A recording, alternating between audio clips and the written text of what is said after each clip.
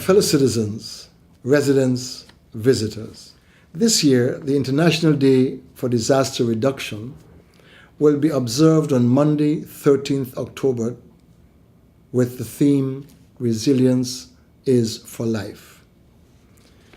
It is a day to celebrate how people and communities, including our seniors and our children, are reducing their risk to disasters and raising awareness about the importance of disaster risk reduction.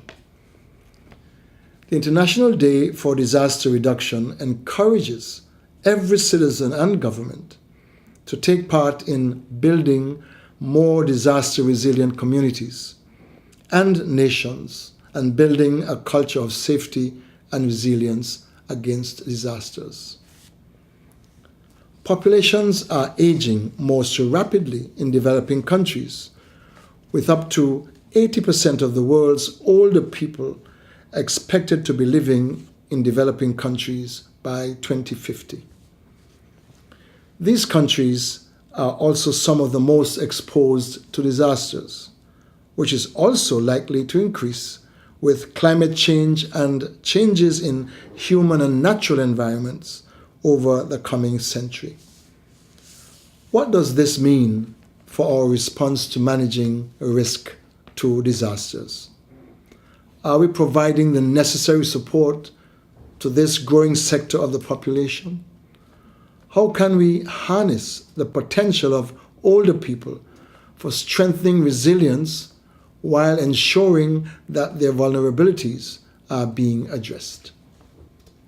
This year, the focus of the International Day for Disaster Reduction is on older people, including their needs and what they contribute to better planning and understanding of disaster risk in their communities.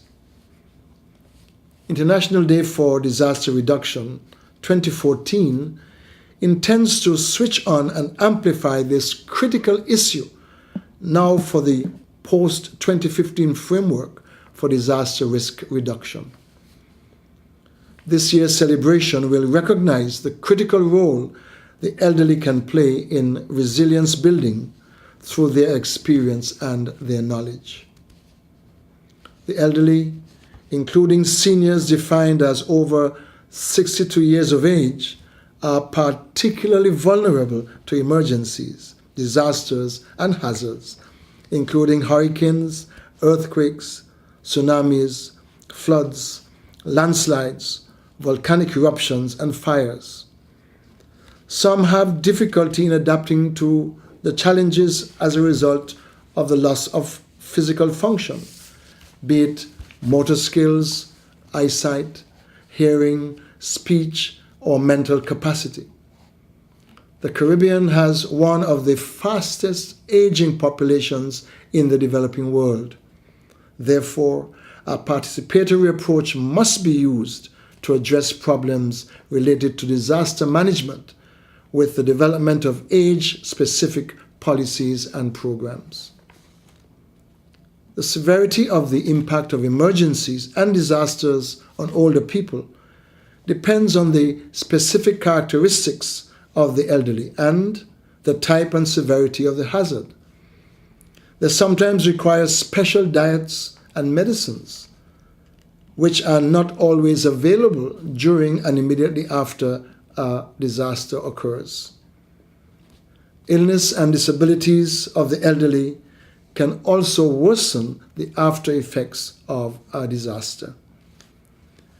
Not all of the elderly in Nevis live in safe housing, and the houses tend to be older and less well maintained, especially if they are unable to effect repairs. It is part of the reason why the Nevis administration, through its Social Affairs Development Division, has taken a special interest in our seniors to ensure that they are safe and that we improve where necessary their accommodations so that they can be safe during a disaster if it occurs. This means that we will reduce their vulnerability to such hazards. There's a need also for family members to ensure that they take an interest to ensure that the homes of their seniors and elderly are regularly maintained, that they visit them to ensure that they are comfortably ensconced in their dwellings. Arrangements must be made for them to be relocated where there's any suspicion that they may be in danger of an impending disaster. As we celebrate this International Day for Disaster Reduction, it is my hope that we do not have to experience any disasters. But if one occurs, let us be prepared so that we can reduce any risk which might be attendant on a disaster. Thank you, and may God bless us.